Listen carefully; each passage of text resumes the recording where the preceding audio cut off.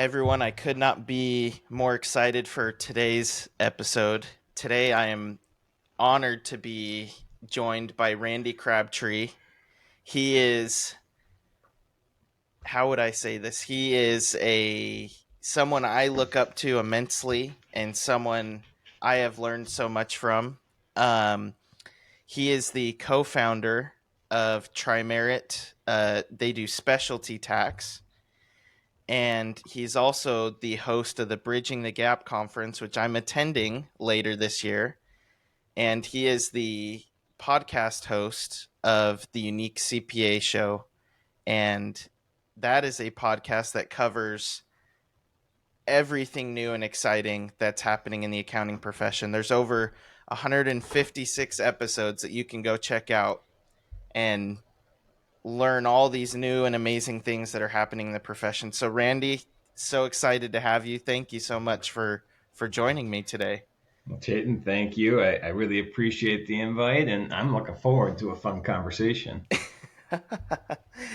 Well, you're very experienced with it, with all your podcast episodes and hosting conferences, and you're always speaking to accounting firms. So super excited to get your perspective. So what brought you to accounting? How did you even start in accounting to begin with? That's actually a great question because it's a weird path I took. I actually graduated from college back in 1985, so I'm old, and way before you were born. And I with a computer science degree. Computers were hot. It was the big thing, and I really enjoyed it. But when I got out of college, I realized that really wasn't for me, and it was partly the place I was working. That's probably a theme we could talk about when we talk about accounting today, the place you're working. But the place I was working, it just didn't feel right, and so I've made a lot of mistakes in my life, and so if I can talk about anything to help people today, you'll learn some things not to do from me probably. But one thing you will hear that I'll talk about is follow your passion. And so for me, I just didn't have any passion for computer programming. It just didn't feel right. I honestly can't sit at my desk all day long and just look at a computer. That's not something for me. And accounting isn't that way, just so you know. But after about a year at that job, I realized, all right, I got to do something else. And what I did, which was probably not the right way to look at this, I won't even say probably, it was not the right way to look at this. I decided, you know what? I'm making 22 grand a year. My friends who are in sales are making 30 grand a year. That's like unbelievable money. I'm going to go into sales. And so I looked around, took a job selling food for a food broker, and probably learned a lot, but I was terrible at it. I just had no passion, go back to that, for what I was doing. This was not something I enjoyed. And then one day after I was at a sales call, I'm driving down North Avenue in Chicago, and just this light bulb went off. Remember that one class I had in undergrad in accounting? I really, really liked that class. Why didn't I go further in accounting? And the class I took was a dead end class. It was like accounting 1 and 2 together, and after that there was nothing. And I just all of a sudden had this bright idea. I'm going to quit my job. I'm going to go back to school full time. I'm going to be an accountant. And at the same time, I thought, and I'm going to be working for another firm for 4 years, and after that, I'm starting my own accounting firm. I mean, like, this all came together in an instant. Pulled over to the side of the road because there wasn't cell phones, and got in the phone booth and called my wife and told her this whole plan. And she probably thought I was crazy, but within a week we had the plan all set. I quit my job, went to school for 1 summer and 2 semesters, had enough hours to take the CPA exam, and the rest is history. Whatever. How many years later now? 35 years later, I'm still in the profession. My goodness, what a start! And then from there, did you follow your plan to start a firm after 4 years? Yeah, it actually was about 3.5 years later that I started my own firm. Was I ready? No. I mean, am I maybe too confident at times? Possibly, but I don't think there's anything wrong with that. You learn as you go, and so I did start my firm, my CPA firm, about 3.5 years later, and I ran that for 15 years.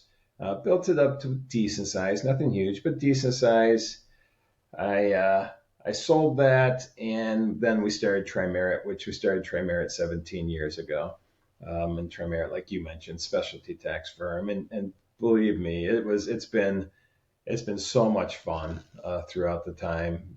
I learned a lot, like I said. I made a lot of mistakes in my firm, lots of mistakes in my firm, but I was able to use those when we transitioned into Trimerit and became a niche practice, became a specialist in an area. So what would you say about that? So for accountants who have this entrepreneurial drive, what would you recommend they do? So you've obviously started two firms and you have that entrepreneurial spirit, and most of the time accountants aren't categorized as being entrepreneurial, right? We're categorized as boring or, Conservative, and yep.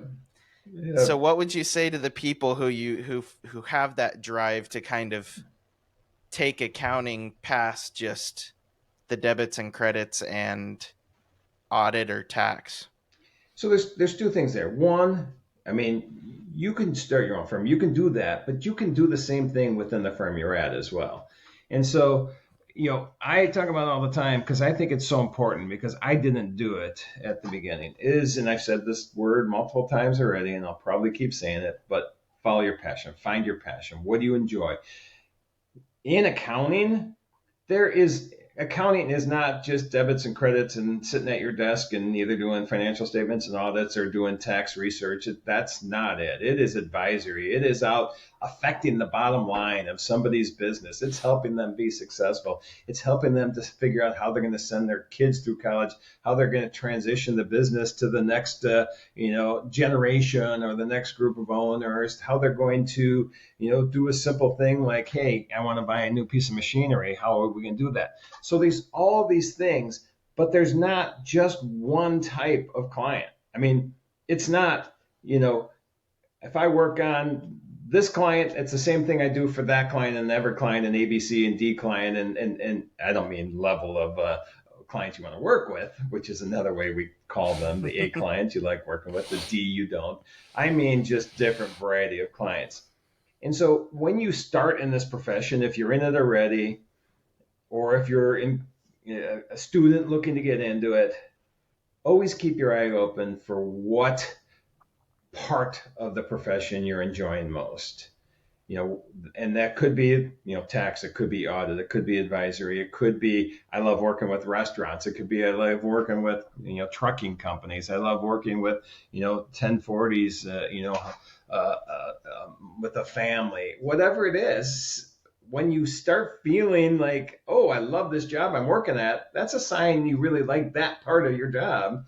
And so start following that. Start, whoever you're working for, working with, whether it's someone else or yourself, just start looking at that type of client as somebody you want to continue work on. Talk to your supervisor and say, hey, I really love these projects. Can we send more of those to me? I love working, with daycare businesses and help them be successful. I get so much satisfaction out of that. And maybe your business has one daycare. Well, see if you can go out and generate some more business in that, and you like doing that and you see it. So you can do that without being a true entrepreneur going out and start your own firm. You can affect what's happening in your current firm, but if you want and you're so inclined, and there's nothing wrong with being an entrepreneur, that's a hard word for me to say for some reason. Um, do it the right way. Most firms and now I'll ramble. So if I'm gonna a couple more minutes and then we can go to the next spot, or we'll see where you. I just get so passionate about this because it's such a great profession. And so if you start your own firm, Now I'm going on tangents here, but then you're I'm not being wrangled in, so we're gonna go for it. If you start your own firm, the first thing you're gonna want and the first thing you're gonna think about is I need revenue, which is fine. So you're going to bring on clients. Maybe isn't your passionate clients, but you're going to do your best for them.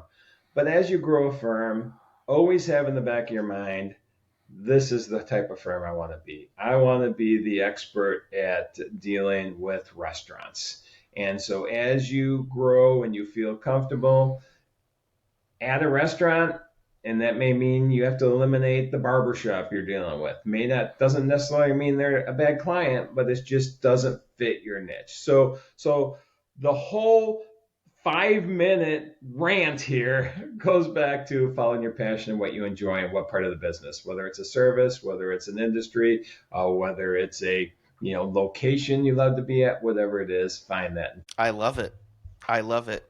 And accounting is the perfect profession for that because we serve everyone. There's not a single business out there that doesn't need accounting. Correct. It is. We are, and again, like you said, we serve our business, but we serve it in multiple ways. It's not. Yep. Don't have this preconceived idea of what accounting is, because it's a lot different than you think it is, because there's so many opportunities within accounting. In my current internship, it's amazing how exciting the things I'm doing are on a daily basis with our clients. And yet when I go back to the classroom, sometimes it's so hard because, I'm sitting here banging my head against my textbook trying to figure out diluted earnings per share of, some made up company that, we're having to do this work on. And I'm just like, this is terrible. Like, I would never want to do this.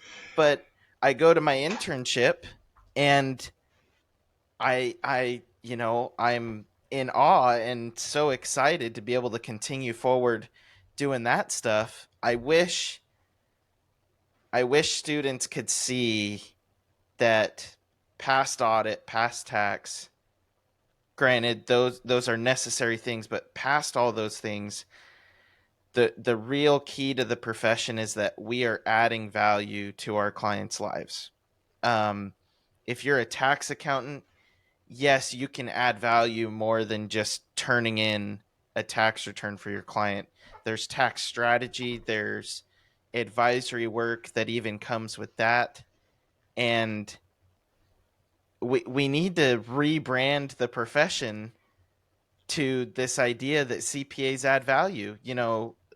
I hate the word compliance. The word compliance, as important as it is, we should not be using it when we are trying to sell the profession to the young up and coming professionals. Yeah, I agree with that. So compliance, to me, when I look at compliance is sounds like, hey, I'm just reporting what happened, which in reality you are. But the accounting is so much more than that. We're more of a advisory is the big word right now. In fact, a lot of firms are changing their name to advisory firm rather than, or CPAs and advisory. But what we are is we're not just a reporter. We're an effector. We affect the bottom line of what's happening. Clients look That to right us. there. Yep. And that's what maybe we call it effector. We're an effector. I always confuse effector, effect, and affect. So I'm not sure which one it is, but that's what we do. CPAs can make an impact. Impactors.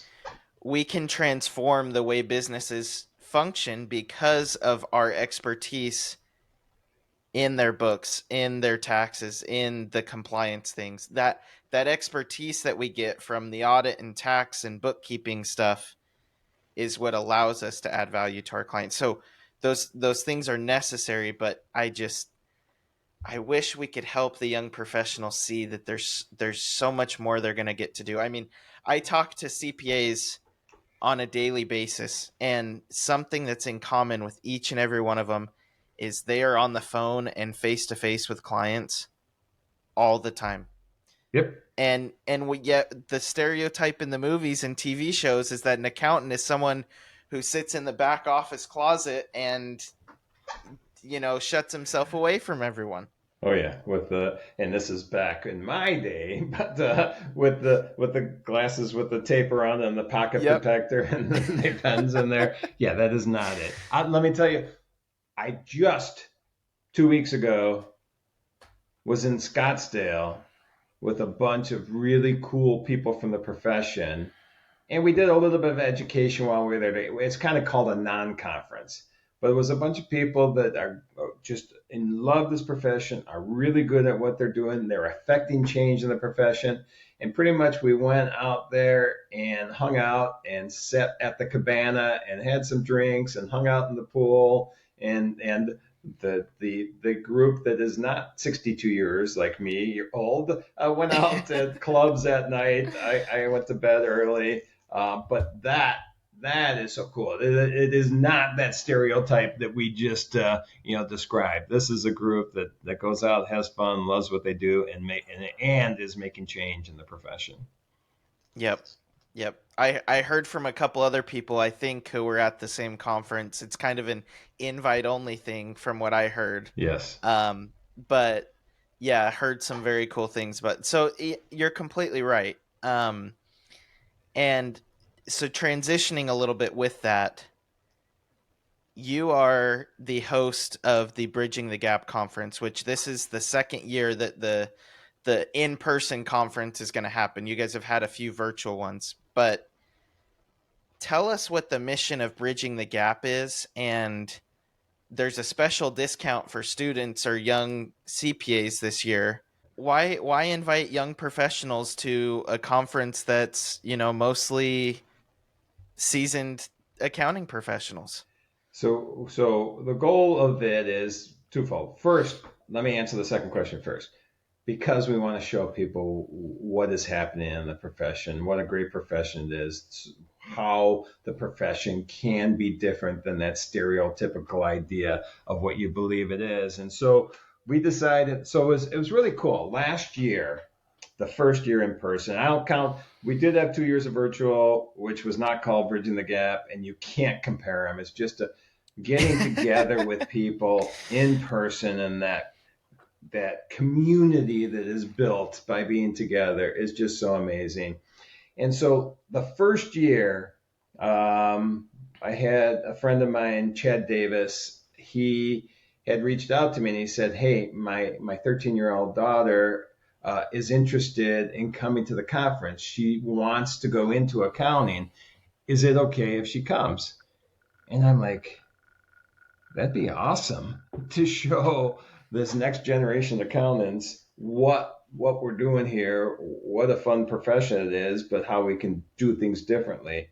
And so she came, and we thought about the second year. Do we open this up to do we have a younger group, a teenage group, a group in high school or whatever that comes?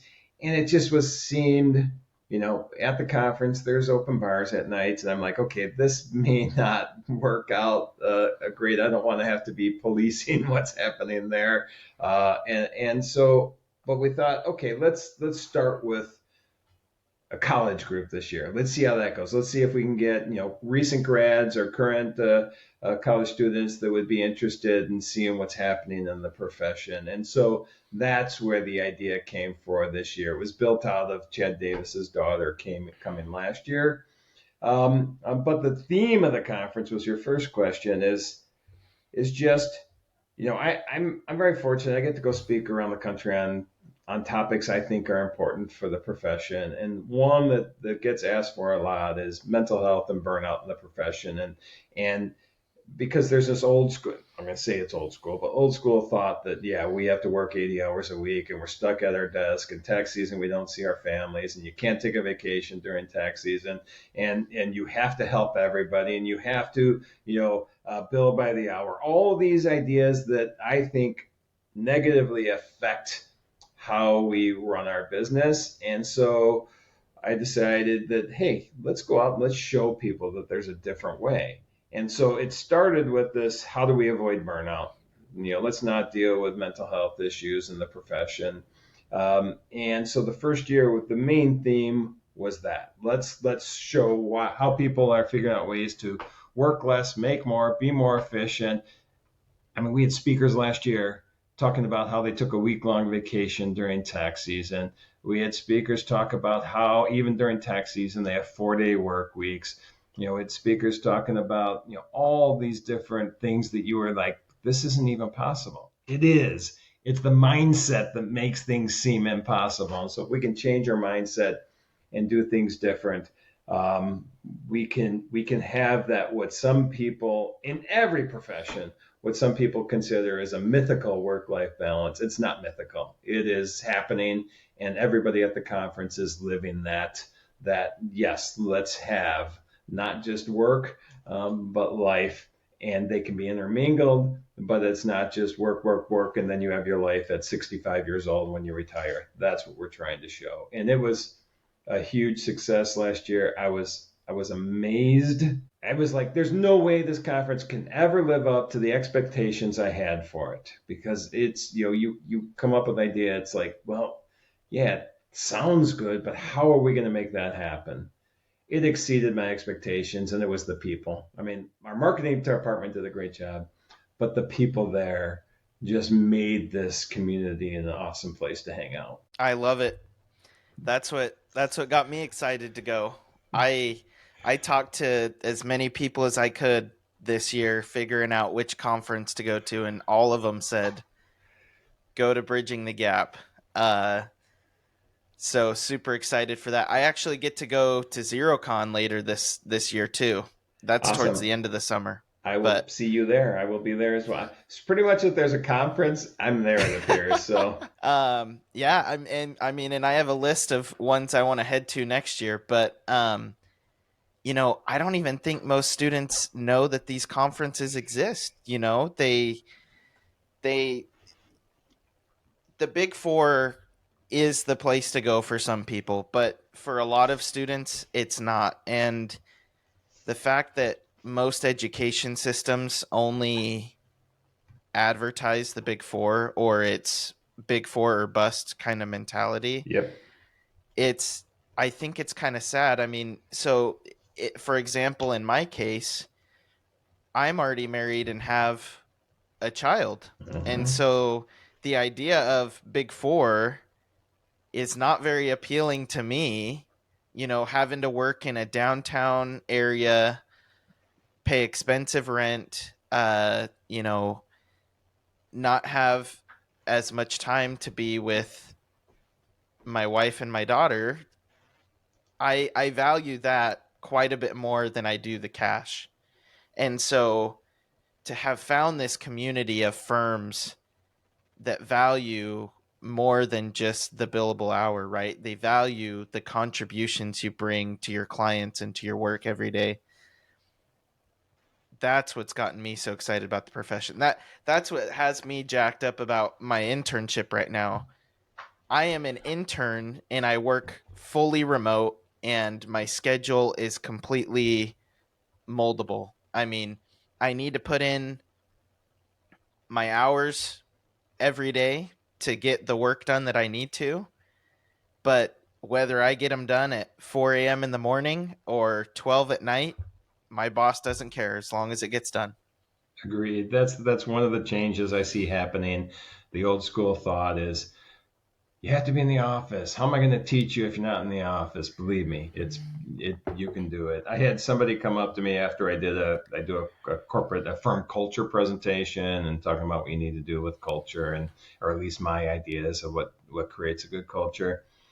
And inevitably after that presentation, somebody, and I'm going to stereotype here, but somebody who was older, maybe looks like me, is going to come up to me and say, well, how am I going to train somebody to have face-to-face meetings with a client if I don't have them in the office? And I'm like, well, you don't have to, because the new generation of firm owners aren't going to want that. That's not what's going to happen in the future. The future is, this 30-year-old generation and younger that is used to being online, and they're used to having meetings remote, and they don't want to take the time, to go out for a 2-hour lunch with you and whatever. They want to get remote, and let's get the meeting done and let's go.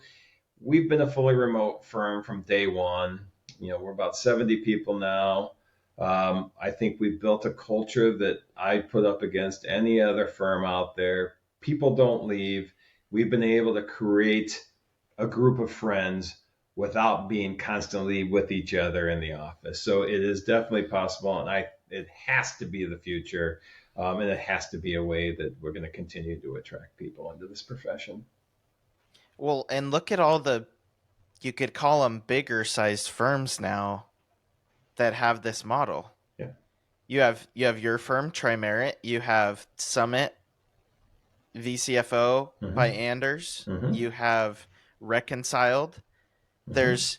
There's all these firms nowadays that are proving that you don't have to have, the 40th floor in downtown LA or downtown Chicago to attract the new talent. Cuz Yep. that's not that's not what all the new talent wants, right? Like if I was single, probably a few years younger than I am right now and just getting out of school, maybe I'd want to go work in downtown San Francisco and, enjoy the city and, you know, I could afford to live somewhere like that. But to be able to offer all these different options to accounting students now, it needs to be that way if we're going to fix the talent shortage that we have. Yep. It's a so you were just mentioning some firms, nice size firms, but I'll tell you a firm. I won't say names just because I'll have my numbers wrong here a little bit. So, but it's a top 25 firm. They were at our conference last year. I was talking to the person at the conference, and she is head of culture for their firm, top 25 firm, and they have a VP of culture, which is pretty cool. And she was telling me, and again, this is where my numbers might be a little off, but I think she says that it was about 78% remote. Top 25 firm, and they're 78% of their employees work remote. Now, I don't know if that was hybrid, some in the office, some not, but at least at some level, 78% of the employees are remote. So that was pretty cool when I heard that. And they're a nationwide firm too. So hearing more things like that are important. Another one you didn't mention is Acuity. I'm sure you know the Yep. guys at Acuity. Yep. They've been remote from day one. We've been remote from day one. A good friend of mine who unfortunately passed away last year, Josh Lance, built a firm that was fully remote. Did some really cool things. Unfortunately, he was 40 years old last year when he passed, and but he did all the things I think the right way. Didn't track hours, was value billing, built a niche practice, had a remote workforce, had flexibility on time and place that you could work. So all those things that I think are important are think that add to a culture. And to me, culture, everything starts with creating a firm culture that people are appreciated and enjoy being part of and feel valued and feel like they make a difference. Yep. Yep. I don't have, this is my first experience in accounting, right? But I've had several jobs throughout my short career here, and it's amazing how when you have a boss that values your growth as a professional, how much that changes how much you want to go to work every day. And I'm not saying at the giant firms that you're not going to have a mentor who does this, but one of the things that I tell students when I try to convince some of them to stay at smaller firms is your ability to be mentored on a daily basis. You're not just going to get thrown off to go audit cash or do data entry every single day. They're going to pull you over next to their computer, or these remote firms remotely can call you in and say, "Hey, I want to show you this. You might not touch this for a few years, but I want you to come and look at this." And one of my mentors told me, when you're looking for a firm to work at, you need to look for what they're going to teach you, not just what you're going to be working on. It's not always about who your clients are going to be or what type of work you're going to do, but what are you going to learn and build to you by working that job. And these new remote firms, these firms that are valuing the people over just the billable hour, are the ones who are manifesting this value add to the young professionals. Yeah, there's a term out there which I'm sure is not for our profession only, but lifetime learning. And there's a lot of firms that build in these lifetime learning programs so that they're constantly giving opportunity for the people they work with to get more education.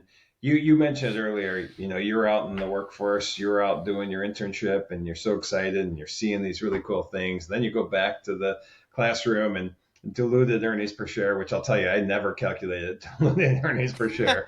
So, sure, I learned it. I've never used it. And that's any business you go into.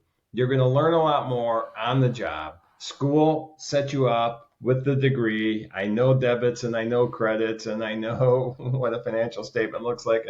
I know taxes, but that's not what the business is. And so, yes, continual learning is important. And we're going back to some things before we talked about a little bit, but I want to bring this up because you made me think about this. Having a mentor that, promotes that.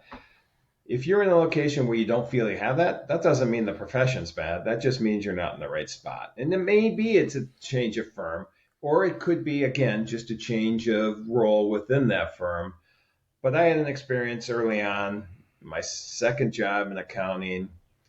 2 years in, I decided I have to go work in another firm because I need to learn more. If I'm going to start my own firm in 2 years, I need to go see how other people do this too. I went to this other firm and it was a mistake, micromanaged. I just couldn't deal with it and ended up leaving there after a couple months. I wasn't going to be micromanaged. I wasn't going to be it just wasn't for me. I don't think it should be for anybody, honestly. But the cool thing is I went back, I called my old firm and told them I left this other job. First thing they said is, "Oh, you want to come back?" I'm like, "I'll be there tomorrow." And that was mentors that were so important to me. I still am in touch with those two partners that started that firm, and great guys. A year and a half later, I left and started my own firm, and felt so bad, felt terrible, but they were so supportive about it. Hey, you got to do this. You have an opportunity. Go do it. So yeah, there's those people out there. There's those mentors, I guess, is the point. That if you can get tied in with one, it's great, and if you're not, doesn't mean they don't exist at your firm. You just find one that does. Yep, it's so essential. And that's why, to me, things like Bridging the Gap and your show, the Unique CPA, are so important because I can't even explain how supportive the accounting community is. And I'm just a student. I have a humble little podcast, and the amount of people that have reached out to me or that I've gotten to know, and I haven't even been to an in-person conference yet, right? But the amount of support and the amount of people that are there to help you on your accounting journey is stunning. And if students could just realize that, realize they're not alone, and realize people are willing to help them, I think we would be in a much different spot with the talent shortage. Because what happens is either students enter an accounting class and they immediately want to throw up. They're like, this is too hard. I don't like this. It's confusing. Or they get into the profession and it's like drinking out of a fire hose, and they're working 80 hours a week during tax season, but they don't see that there's people that have been in their exact shoes and want to help them and want to be there for them. Oh yeah. So that's the goal of this podcast, right? And why I want people like you to come on here, because you guys are kind of like the lighthouse that all these wandering CPAs and hopefully people we're not going to lose to other professions are need to be able to see and need to be able to follow. Well, you are that light. I mean, believe me, you don't know how many people have reached out to me about you, and do you see what this guy's doing online? Do you see? And I mean, honestly, multiple people before I reached out to you, but I had before they even reached out to me, I saw what you were doing and the passion you were showing online, and how you're supporting. As a college student, the industry already, and I'm super impressed with that. It is really cool to see. So thank you for what you're doing. Well, I appreciate that. So just a couple more questions here. Um, you've talked to hundreds of people on your podcast now. What would you say are some of the themes that you see coming up in the accounting profession? Let me rephrase the question maybe. We're looking forward to the accounting profession, the future of it, kind of uncertain, right? We have some pipeline issues, AI, technology, all this stuff is changing. Why are you bullish about the profession? And all the people you're talking to, what are some of the things they're saying that they're bullish about? Why should we be excited about a future in accounting? Well, one, just what I said about you, seeing people like you come up with the passion in it. That's one. You're too kind.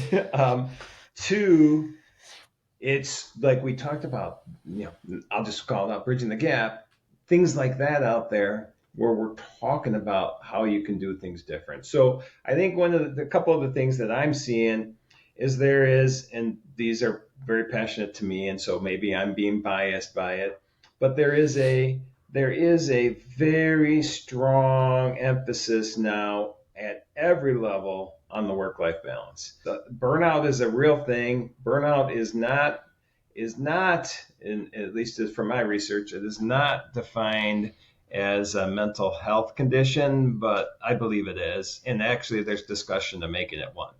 And burnout is an avoidable thing.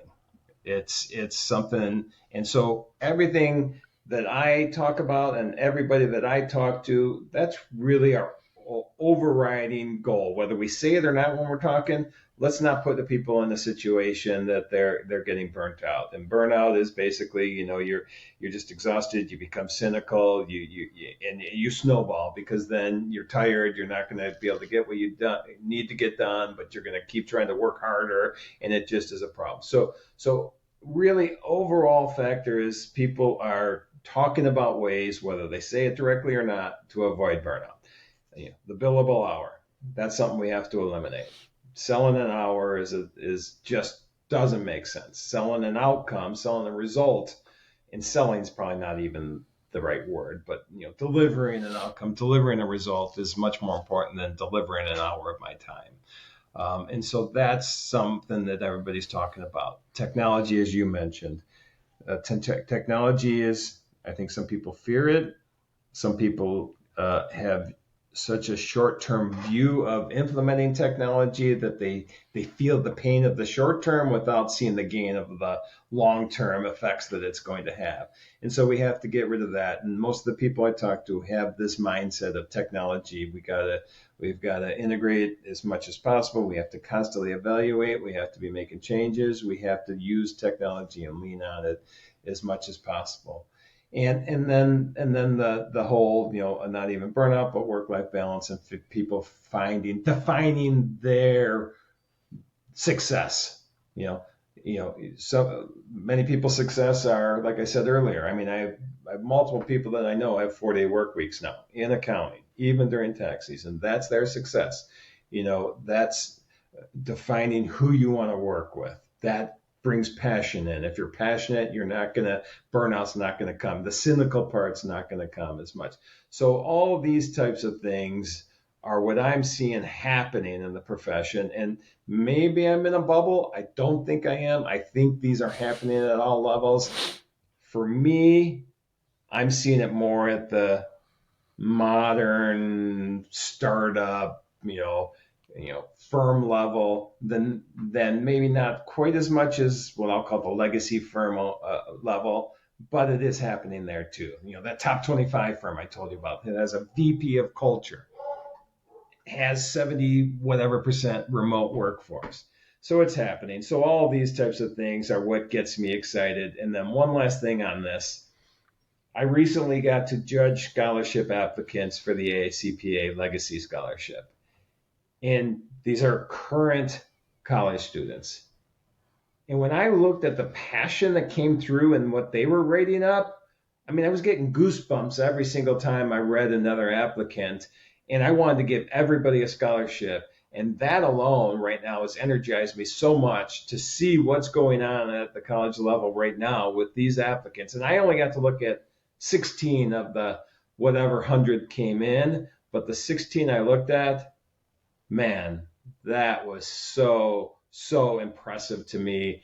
The passion, the knowledge, the goals they had, the future that they saw in the profession. That, man, if we can keep getting those type of people, which I know we will, I feel a very, very exciting future in the profession. That's amazing to hear right there. I have amazing classmates at school right now. I There's no way I would have made it through my accounting classes this past semester without their study help and without, collaborating and working together.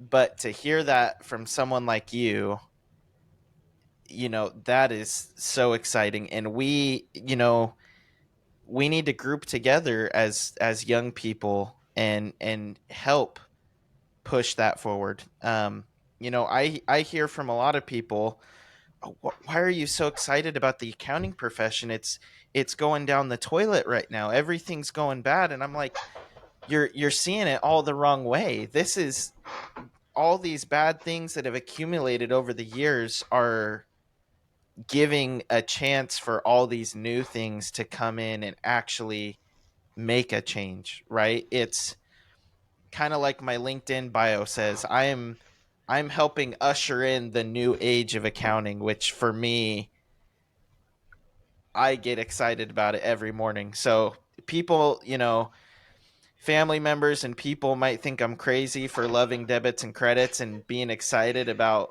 where the future of accounting is going, but Yeah, my guess is it's the debits and credits. Sure, you could love. I think what you love and you're seeing is the community that this profession has, the collaboration. I don't think I know any other profession that collaborates more. We are not competitors. We're not, one firm is not a competitor with another. That's nobody that I know looks at it that way. It's all, let's help each other. Let's be there for each other. And when people have different skill sets too and different niches that they build their practice, we're just going to support each other that way as well. So the yep. community, I think you've seen already and you've been part of and you've helped cultivate a community that's amazing. That's what this profession is about, community and collaboration. And that's what our conference is about too, a part of it. It's just such a cool thing to see. Yep. It's so exciting. I tell finance students all the time, I don't know why you studied finance. You should have studied accounting. And it's funny too.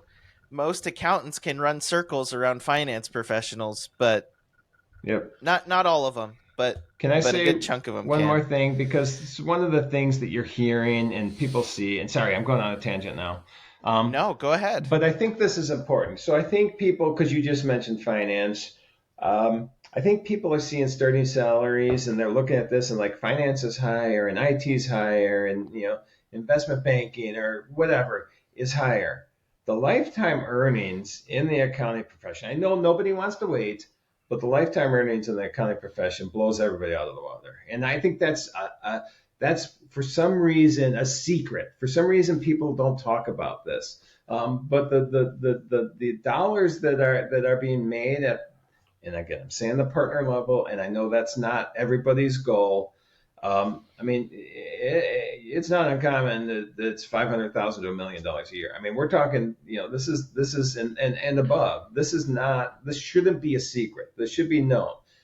The one thing that's going on right now is there's a push to not have somebody have to wait 20 years to get to that level that they feel comfortable with their earnings. And so another change, when we're talking about change and why I'm excited, we're looking at how to restructure the business model of accounting and and even out the lifetime learning so they're not as much backloaded as they have in the past. The change in the business model has to happen. Partnership model might not be it anymore. There's, maybe it's more of there's all different alternatives, but part of that whole change in the business model is changing the way you earn over your lifetime and getting more on the front end. And that is happening as well. But just understand, earnings in the accounting profession are through the roof. Yep. Yeah, I mean, it's hard. So I think I mentioned this before we were on the air, but I'm a part of my school's consulting club, and I've recruited a few accounting students, which has been awesome. We've been able to build a cool finance team on the consulting team. But, most of these students are going to go to McKinsey or go to Bain or, um, what was PwC's break off? I don't remember. I can't remember. Yeah. Accenture. Oh, yeah. And their salaries are going to be probably much bigger than mine starting out. But I've known what you just mentioned for a while now, and I will catch up to them, within a decade or so, and then bypass them because their starting salaries are a lot higher, but your earning potential doesn't change that much unless you become a partner at a consulting firm either.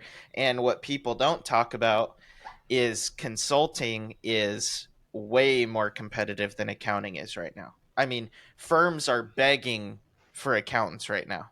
Yep. There's not enough to meet the demand. Oh, yeah. And yet with consulting, you could apply at 30, 40 firms and never even get a look, Yep. which, I'm not trying to, if someone wants to go to consulting, go fight your way, go do the work to get your job, right? But you can do consulting type work as a CPA. Yes. We just don't call it the fancy consulting word, right? We call it advisory, or, many firms just think that it's a part of the job. They don't mention it as something different, but we are uniquely positioned to do just as fun things as investment bankers and consulting associates are doing, but it just doesn't get talked about that way. Nope. But it's changing. We're getting that word out. You're getting the word out, so we'll be there.